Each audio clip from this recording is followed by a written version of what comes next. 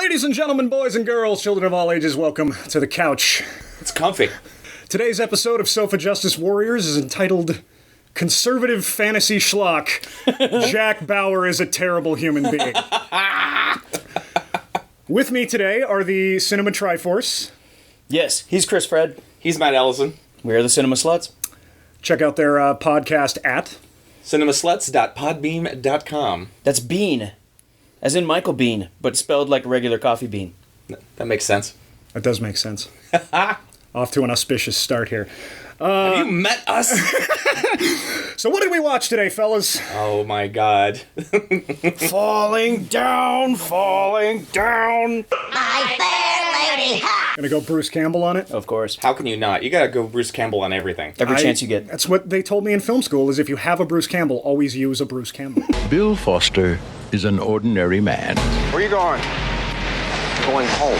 Not this way or not. Why not?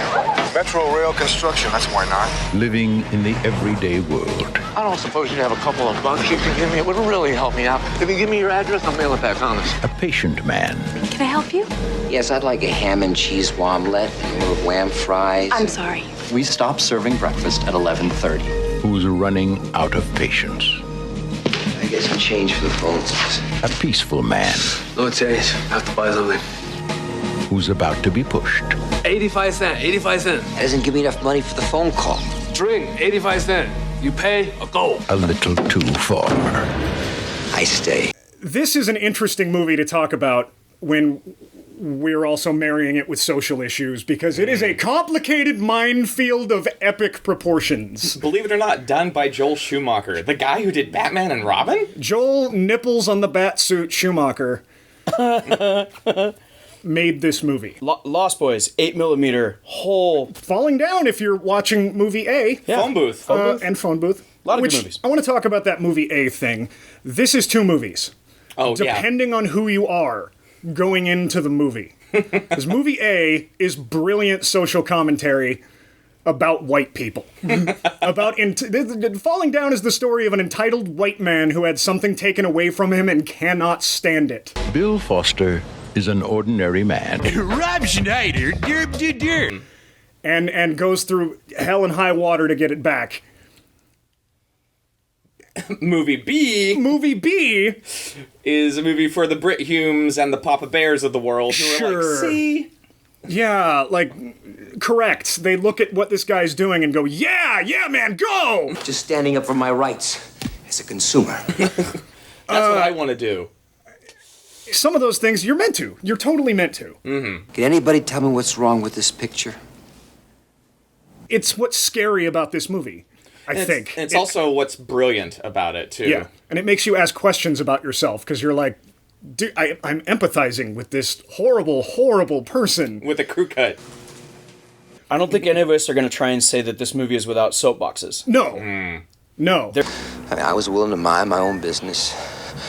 I was willing to respect your territory and treat you like a man, but you couldn't leave it alone, could you? They're just, it's further and further, it's out of shot for a lot of the spots where you're like, wow, that's a severe reaction to a situation that is kind of messed up. You dumb goddamn bitch! Michael Douglas's character, the main guy who kind of flips out over the course of the film, he's not the only person that's out of sorts with how he deals with people and humanity and situations. No. And, again, in movie A, we're meant to look at him and go, wow, this is the worst reaction that you could possibly have. And in movie B, again, we're meant to go, yes, I could see myself doing this. And it's dream fulfillment for people that have bad jobs, bad marriages, bad dealings with the police, people in customer service situations. These are people who go on the internet and say, I can't wait until one of those black people breaks into my house so I can shoot them. Yeah. I've met a lot of people like that. A lot. And it's always disappointing because, I would have been friends with them up until that point. Or this episode. I'm going to alienate a lot of people here. But that's what makes this awesome, is that it stimulates conversation. Sure. And a lot of people have seen this movie, and they kind of forgot about it. But then they're like, oh, yeah, let's return to it. Let's talk about that. They remember the broad strokes. And there are broad strokes. There are broad movie. strokes. But they don't remember how the movie treats them. So let's start chronologically. Guy in traffic.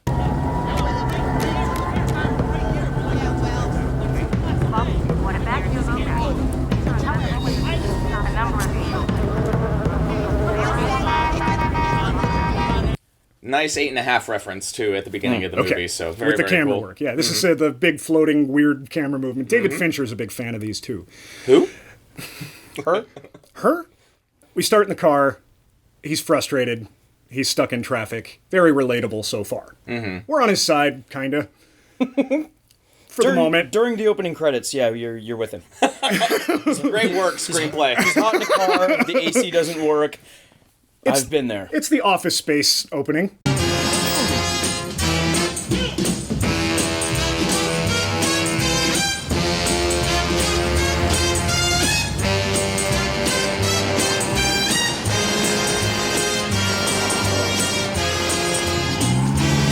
You know, everybody can relate to that. Everybody's been stuck in traffic. It's not quite so comical, though. It's definitely presented as a pressure cooker. Like, even with the soundtrack, I wouldn't be surprised if you were able to consult with the sound people being like, oh yeah, we started at like 0.2, not 0, but 0.2. And then over the next 3 minutes, it gradually got louder. It didn't just all of a sudden go...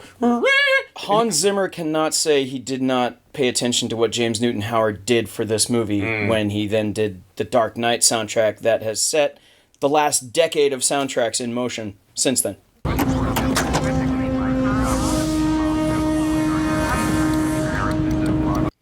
With the slow build. I'm going to take your word for it.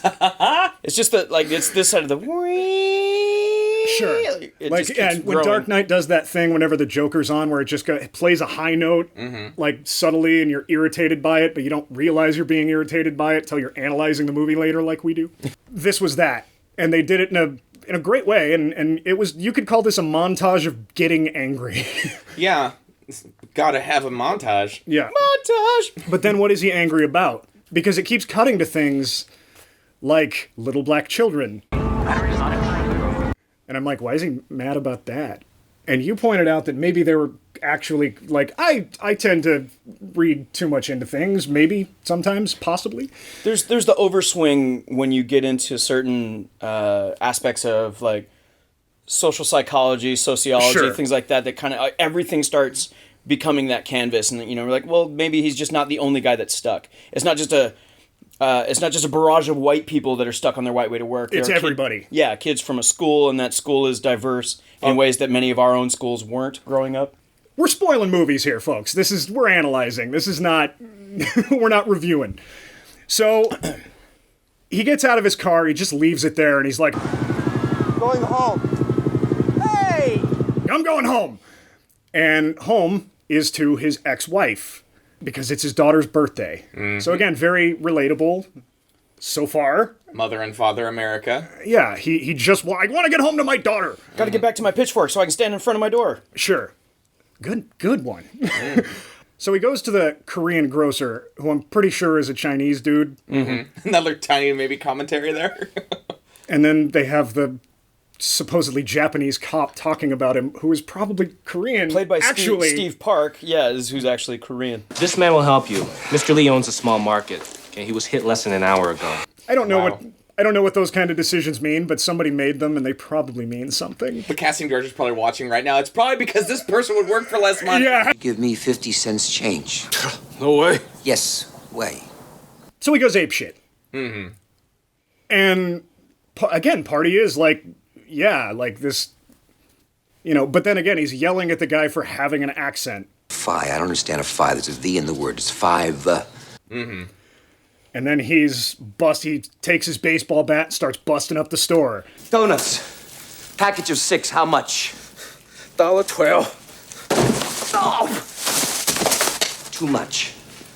Schumacher really does confront the audience of film B with sort of like, now do you want to be racist? Or do you want to be agreeing with him? Because, like, he goes within 2 lines of being like, oh, man, that's kind of fucked up, too.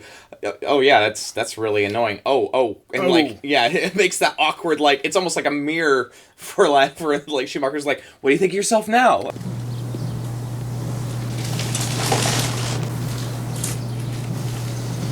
And you're like, can I finish the movie before I ask? Like, can I get to the end of the lesson, please? Then I'll turn myself in. This should be the moment where, from then on, you're like, oh no, he's an asshole. But the movie then buys him back a number of times. It keeps going, no, he's right, right? Right? And it does this a lot of times, and it does this in very, subtle ways and very deliberate ways, where he... The movie makes you the codependent audience member. It's like, well, you don't know him like I do. You didn't hear the good things that he said. Yes. Like, we already skipped over the fact that the reason why he's so upset in the store and why he doesn't let things go is because things are overpriced.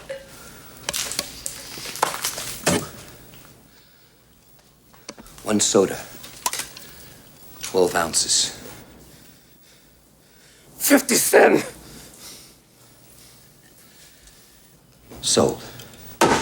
And he's trying to get 2 quarters to make phone calls. And also the grocer intentionally closes the cash register and says, no, you got to buy something to get change.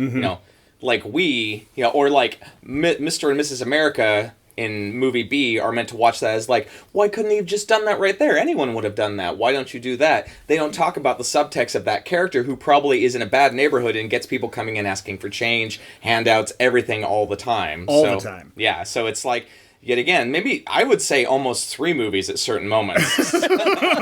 We're getting meta. We're through the looking glass here, people. And it's Schumacher, yet again, and we need to point that out. It's like the guy who put the nipples on the Batman suit and put George Clooney in it, directed this movie. Codpiece. Don't forget Codpiece. Oh, this, don't worry. This is this is very Paul Verhoeven of him. RoboCop did this. Starship Troopers did this, where you can go into it and go, hoorah, they're killing aliens, yay! And then a smarter person, or more well-informed person... I think it's a better way of saying it. Will walk in and go, they're wearing Nazi uniforms.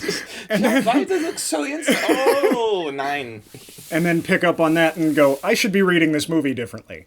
Which I'm sure Heinlein was very pissed about. But that was just his job, to be pissed about so many things. He's the Alan Moore of his time. Like he wouldn't have approved of any movies, adaptations of his stories. This first scene in the grocery store already divides the audience. Yeah. Half the people are going to be with him, and half the people are like, dude, what is wrong with this guy? And why is he chastising and outwardly, he says, like, what is this, the last stand at Fiji? Which, again, is not Japan or is not China or is not Korea, where he's already said he's from. So it's just this interesting guy already bubbling over really early in the film. And then that's just this next procession of things that he's trying to get through to take the beeline home. He's not worried about the roads anymore. He's taking the path not traveled because nobody goes this way. Frosty. Where's the next part that he goes through? Gangland. It says this is fucking private property. No fucking trespassing. This means fucking you. Yeah, played by 2 people of color who basically are going to be the, people's white America's idea of what gangland is like. What you doing, mister? And so much of this movie does that. Is it's not, we're not presented with a thing, we're presented with early 90s white people's vision of the thing. This is a gangland thing, isn't it? It's almost like this was a Saturday morning cartoon special to be like, don't turn into this guy, kids. Yeah. But at the same time, look at minorities. Yeah. We're scared about brown people. Though later there is a white kid gang member driving the car. Hey. But yeah, and they do that a lot. This movie does that a lot, where it'll do something that I feel is really damaging to audiences. It's whether or not you believe in socialization. Because the images we see do affect us, especially, I saw this movie when I was fucking 10. Those images matter. If it's not that the brown people were gangbangers, it's that back then they kind of all were on TV, and that was the image that I was most presented with for people of color. That was the image that I was given so often, and that's really subtle, because that's where you go, like, I'm not racist, but... And that kind of thinking comes from stuff like this, I think. It's very subtle, and you don't notice it, and you don't notice that you're doing it. Until one day you hear it come out of your mouth, and you go, where did that come from? Now then, how do you think that plays on later when Schumacher plays his ace in the hole card with the, pardon, but Nazi surplus store owner, who is the first guy that Michael Douglas actively kills? Yeah, I'm with you. Don't you get it?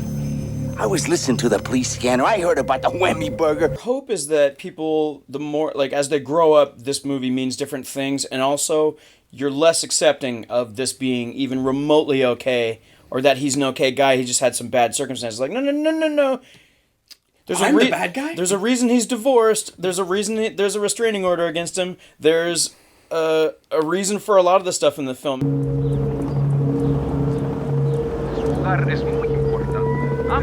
He's unglued. Yeah, so he's willing to make the first move, and he does, and then later they try and have, then they get to their guns and have the overreaction. Sure. And there's that kind of thing going throughout the movie of the escalation. And that narrative can basically be applied to modern day white privileged America, dealing with that is where we, like, I'm sorry, but if you live in this country and don't think we have a gun problem, like, there's a little bit of denial, which is not to say that guns are the problem. No. It's to say that we have an issue with violence, and guns are one of those things that help perpetrate that. So in this one, that narrative applied to him is that sort of like, I'm gonna be fine. I won't bother anybody, but the instant you bother me, I'm gonna fuck you up. That one right there. But aim first, man. Okay. Look out!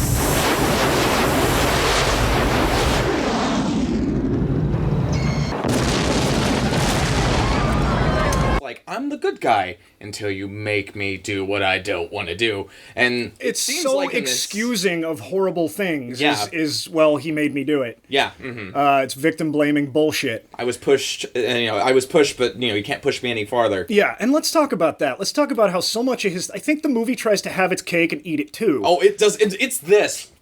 Yeah, in so many ways, but none more poignantly than no, he's not racist, he just hates rude people. Frank, what's wrong, Frank?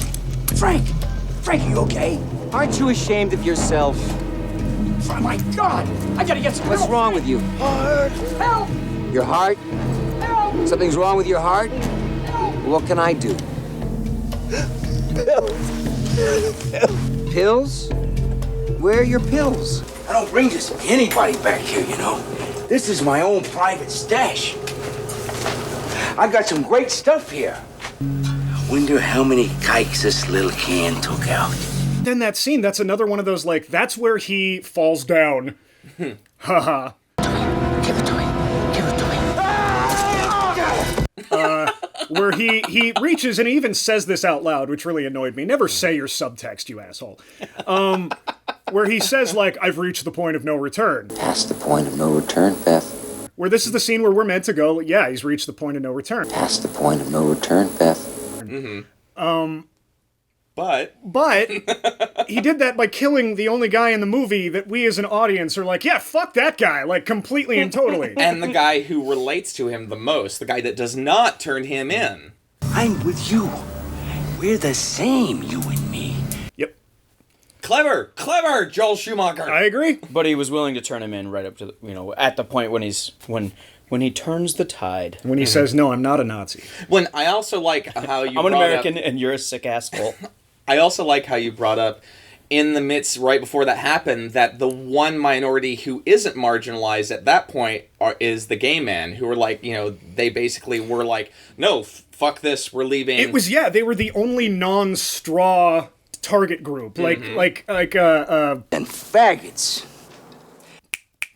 Minority group is the wrong term. Like, target group is academic. Demographic? Sure. I'm just talking about people that get shit on all the time. Marginalized demographic. Come on, let's go. The only thing this movie is kind of missing is an overweight person for him to mock for not taking care of themselves. Sure. That's about the only thing that doesn't really happen in this movie as far as kind of hitting the buttons of him sort of pointing it like... Where's the fat shaming? Oh, we just haven't gotten it yet. You're doing it wrong. Yeah, if they made a sequel, I'm sure that's what it would be about. However, the other thing that I pointed out while we were kind of pausing and talking in this movie is that his world is filled with the worst nightmares of, white perspective for what he encounters. And I think for the sake of the narrative, the story gives you the worst example, so there's not ambiguity. It's not the person that might have a goodwill, they're just having a bad day, but he is an asshole. They're an asshole also, but he's confronting them with his ferocity, and he's going to win because he's immoral. Effectively, though he's posturing a moral ground, he's not. He's being a jerk for his own justification. But in the real world beyond him, the cops and the police station, there is complete, like this rainbow of diversity, you know, throughout the police station. And nobody's pigeonholed for like the black cop in that, the Hispanic cop. Are you mad at me? No, I hate you, but I'm not mad at you. Are you retiring as well? It's really nice that happens, that you don't get that. And I also like how the police station is presented as the most banal place, which I think... That subplot is so boring. Well, I think it's great because there's so much, at least from what I've understood, talking to anybody who either joins the military or any type of, like, you know, forceful, status or whatever, is they're like, oh yeah, it isn't like it is in the movies. Hurry up and wait. It's boring. Like, you know, this guy being like, you know, I spent 30 years a cop, never drew my gun. Like, So I just want to expound upon that a little bit. Last week, when we reviewed PCU, we talked about straw people. And, you know, how that works. How the whole, like, let's show the worst version of this kind of person and pretend that everybody who is like this is like that. This is the way to invalidate Where all them easily, feminists are like, I hate men! it's like a little bit much more broad strokes than higher ground. Higher learning. I agree. This movie does the shit out of that. Like you said, only in Michael Douglas's world. But once we get into the other areas of the world that the movie is portraying, it doesn't do that at all. It's with the exception of maybe the wife, like the wife at home, but the wife has gone through a lot, so there's that was we're talking about the cop that's chasing him. His whole subplot is filled with bad movie tropes. Yeah. From the obnoxious nag wife, you know, where like, do we really need another one of those on? No. Come on. Can somebody's wife be nice? Or can someone's home life when they're a cop actually be positive? Oh, can it not be your last day? But they can you not have the mustache? Like, that guy is every cop in I've seen him in so many movies as that guy. Might even be the same actor. He's Ad Rock as Cochise. Sure. But he's not a wartime concierge, so at least he's moving around. Yeah. I got nothing, but I'll leave it in. So, what happens next? He's killed a Nazi, he's got his artillery, and now he's now dressed in black. He has left the button-down, blue-collar world.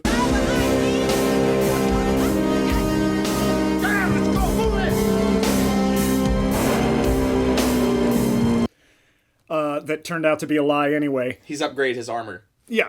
And he's wearing darker colors and military gear and walking through, you know, L.A. Though by the time he's gotten through the surplus, he's also eaten lunch, although he wanted breakfast. Oh, yeah. I think that's probably the one scene that everyone related to most, if you go through, like, you know, the whole swath of American audiences, is that most people have been to a fast food store. Yeah. And, like, it's basically McDonald's, but just upside down. Like, and so that's clever, but what he goes through inside that is meant to be so much more evocative to people because, like, almost everyone can relate to that. Even in rural America now, there's McDonald's and and everybody has had a horrible fast food experience in their lives. I'm sorry, we stopped serving breakfast, but we are on the lunch menu now. And they keep going this back. Is where the title of the episode comes in. This is conservative fantasy schlock. Yeah, where the reaction to that is not, I want to take an Uzi into the fucking McDonald's and start shooting it to get my way. And he does, and I just know there's a huge audience of people going, yeah, you tell him, buddy!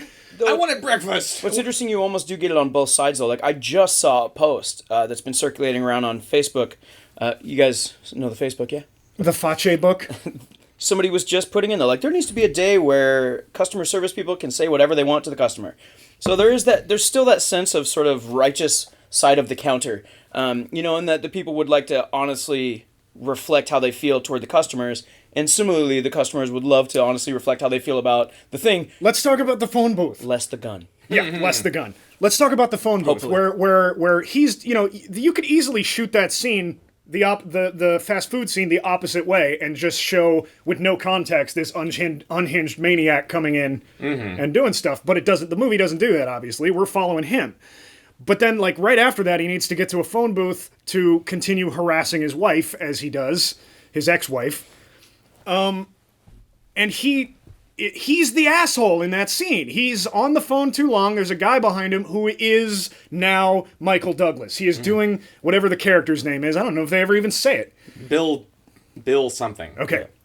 who is now another fucking middle-aged white dude going like, no, can you please, and he just goes, I just want to use the phone. And Michael Douglas walks out of the phone booth and just shoots it up. Yeah. Well, the people want to use the phone. That's right, you selfish asshole. Jeez, that's too bad, because you know what? What?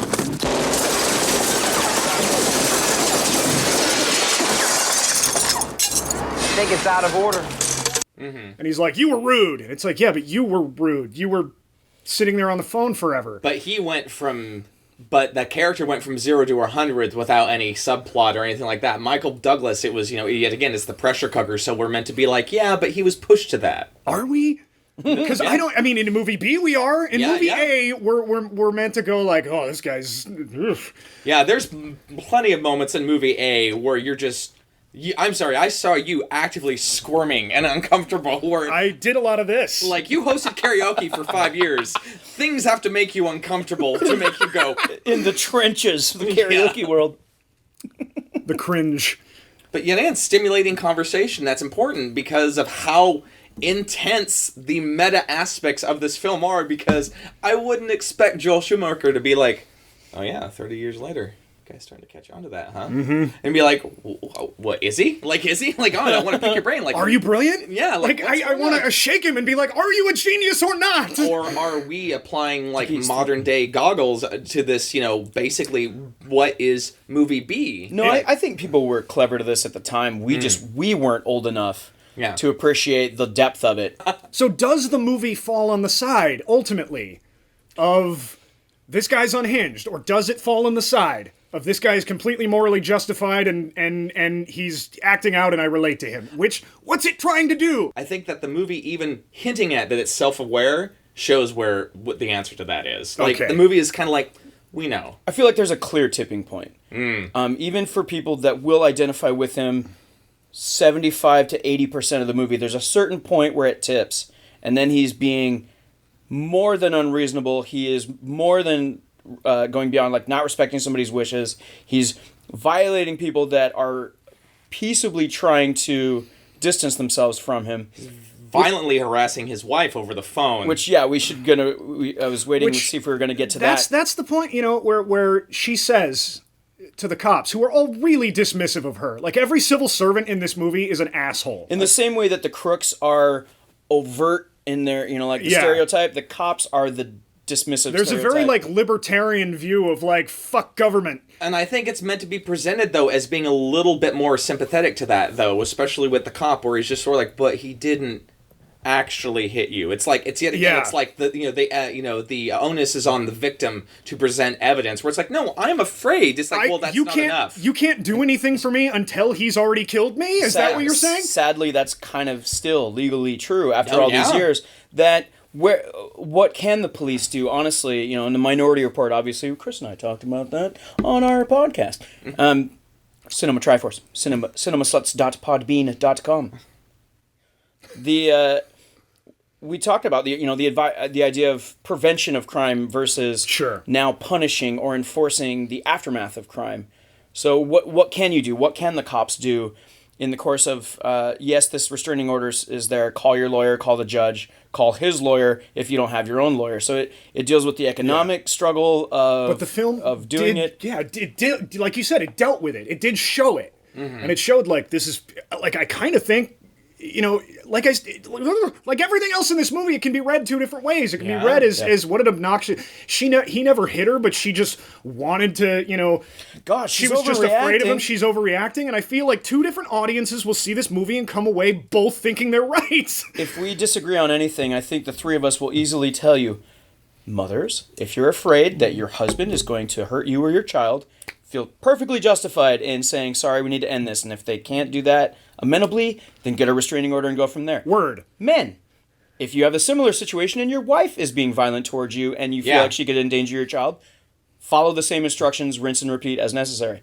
Yeah, the gender roles that are presented by our society are very, very, very stringent. It's okay if we move out of them a little bit. Yeah, especially in that a lot of women, there are almost as many significant numbers of female against male domestic, and they don't get reported violent as abuse. often, and they're not focused on. That's a separate argument. Wow. it shouldn't be happening, and she's justified in feeling the way she feels. But sadly, the police are kind of justified in being disarmed in what they can do. They could have done more, but it would have been a personal act against the amount of what the movie showed us that dictates it. Was not that they couldn't do anything, it was that they didn't give a fuck. And they were also skeptical. That's the other thing, is that it's skeptical of like, well, he hasn't done it yet. It's like, listen, like, it shouldn't be that I have to present empirical evidence for this kind of stuff. It's just more of a, I feel like, yet again, it's presenting that women are emotional, and emotions, like, are trumped by logic, i.e. empirical evidence. So that is the weakest part of movie A, because movie B, of course, the people watching it is like, well, yeah, geez, I mean, of course, like, up to the end where he's like, I'm the bad guy. He's like, yeah. Then... So let's talk about that. Yeah. We get to the end of the movie, and the movie unambiguously comes out and says, no, assholes, he's the bad guy. I'm the bad guy? Yeah. Which is great. That's the part where people in movie B walked out, where it's like... Yeah, I'm up. Fuck you, movie. I'm the bad guy? But did they? I mean, like, was that enough? You know, it's... No, it wasn't. I don't think it was enough. It outright came out and said it out loud, and it's still... The people watching movie B are going to be like, no, he wasn't the bad guy. Yeah, the people were unintentionally, or maybe, intentionally alienating right now, where it's like that moment to where it's like, no, the movie just literally said it. He's the bad guy. I'm the bad guy? Two things that... And he's all in black! All he needs is a stovetop pipe and a curly mustache. And some rope to tie his wife and child to the railroad tracks. And a cape. Oh, yes. You gotta put the cape over your face. No capes. The two things that also happen, that are mentioned once and only once in the entire film, is her saying he doesn't pay child support. So whether you've ever had this happen with your own parents, with you as a parent, whatever... Even if you're none of it, like I've never had those situations. Yeah. Yet I can understand. I'm like, okay, he's being an irresponsible parent. Yet he's trying to claim the right of being a parent to come see his daughter. Sure. And then he also makes that the world's fault in the movie. He says, I did everything right. But he didn't. He says he did. Yeah, exactly. Where he says, I did everything right, and then I lost my job anyway. Which there's an element of this man, this white person, has just been shown that the myth of meritocracy is a thing. That America is not actually a meritocracy. That's the lie we love telling each other, is if you work hard and you do everything right, you'll do fine. This movie is an indictment of Reagan's Morning in America, coming right out of the 80s, where it's like, even if the person who's paid their dues and is trying to live by that American dream standard, people fall through the cracks. More than that, they're not cracks. There are gaping holes, in the floor, and so... Yeah. And, I mean, if you... I don't think anybody who disagrees with that is going to be watching the show. He's on the wrong side of the tracks.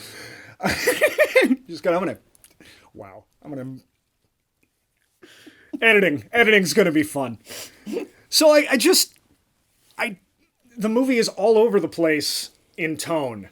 And that's on purpose, I'm sure. But again, I just want to shake him and ask him, are you a genius, or are you just tonally inconsistent? Are you being a curmudgeonly asshole where you're like, hey, come on.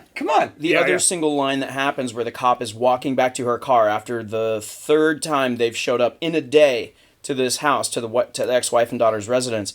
She says, if you really want to do something, the next time they put forth what they put it on the ballots to pay to have more police on the streets, vote yes. One thing you can do to really feel safer. Next time there's a proposition on the ballot that cuts the number of patrol cars in the street, you vote no, okay? Have a nice day. Which has been and continues to be a problem where where the area that would have required 10 cars is now being managed by 3. Sure. It's a real hard, and especially with LA in the 90s, it was a struggle. And I mean, there were riots within 2 years of this movie. Yeah. But that's also a completely different question, because some people justifiably don't trust the police. But that's not what I'm saying. What I'm saying is the sheer number, teacher to student, officer to ratio. To criminal, the amount of capability they have gets kneecapped by financial restraints and, that is a way more complicated issue than we can deal with and here, I think though. that's why it was only one line. So but let's talk about what that addressed. means. Instead of what that means in the real world, let's talk about what that means in the movie. Mm-hmm. Okay, what is the movie telling us when it does this? The movie is not coming down on the side of the cops because they are antagonistic to the woman that we're trying to relate to. We can't help you unless something happens. We can't help you. I think if there's any message that this movie is presenting is that the only thing that you can trust is family, if it's a healthy family. But then there's no healthy family presented in this because she's alone. There's none. He's alone. He's alone. The mother's messed up. She's alone. He goes to see his mom, and his mom's messed up. But also, no father. We did point out that, yes, the cop has a nagging wife, but he still loves her, and she loves him, and they are gonna be okay. His arc ends with him telling his wife to shut up and go fuck herself, and deciding to stay a cop despite her wishes. Your name's not Mud. Yeah. Well, it will be when my wife finds out that I'm still a cop.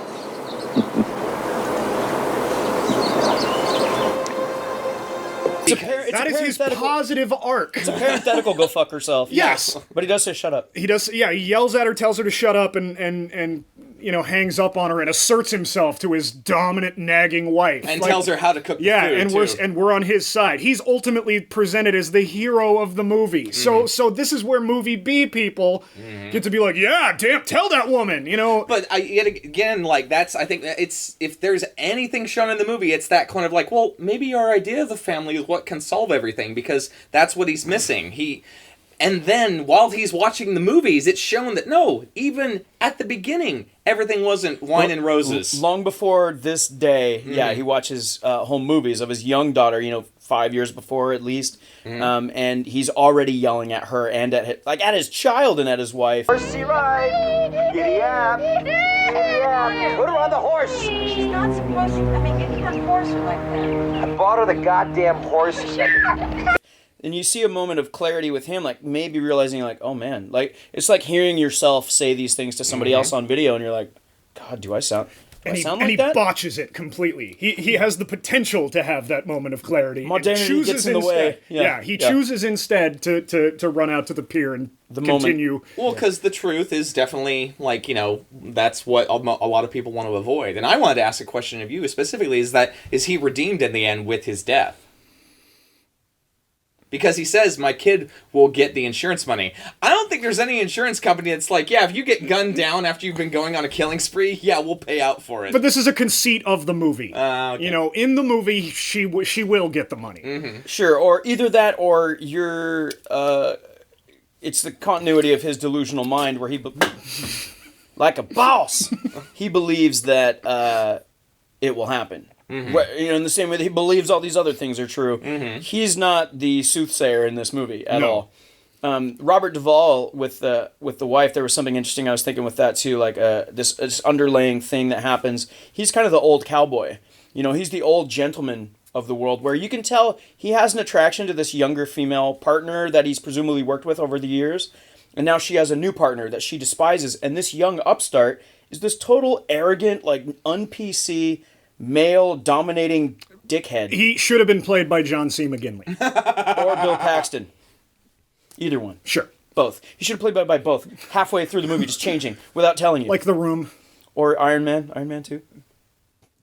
But it just has that moment of the old world versus the new. See, these things wouldn't be happening if this violent culture and stuff. Thankfully, it never throws it. It doesn't really throw hip hop at this is the world. But there was also this quote of Talib Kweli saying, "You know what this movie is? Rap artists. It's No Country for Old Men told backwards." Anton Chigurh is the protagonist of this movie. There you go. Interesting. Wow. Ladies and gentlemen, moment of clarity right there for Joe. Smash the credits! That's why his show. Thank you, good night. Maybe a little subtext, maybe I'd like to follow out. Wow, I had never even thought of it that way. No, so final thoughts, gentlemen. Falling Down is a great conversation stimulator, both movie A and movie B, even because we all have relatives who watch Fox News and who are very much set in their ways. But we also have people who watch Fox News because they're like, ooh, it's that is it Sun Tzu or Lao Tzu? Art of War. Sun Tzu. And they also have people who watch it in that Sun Tzu kind of way of know your enemy. So, whoa, I think I identify as that people. But, oh my God, it's great. But at the same time, it's like Requiem. I need to be in the mood. Thankfully, not quite that severe. Yeah. Matthew, final thoughts. I think this movie really was kind of brilliant beyond its time and probably will go in and out of being a cult film for various reasons. And really in the story A and story B angle, both people will come up going, dude, have you ever seen this movie? You got to see this. We're the same. You and I. Joe? Think about it.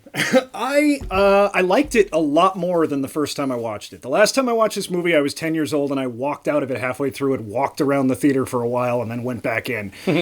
I was boring, and watching the cop subplot, I was, again, bored, but now I realize that's very deliberate. It's a much smarter movie than I gave it credit for, and it is social commentary.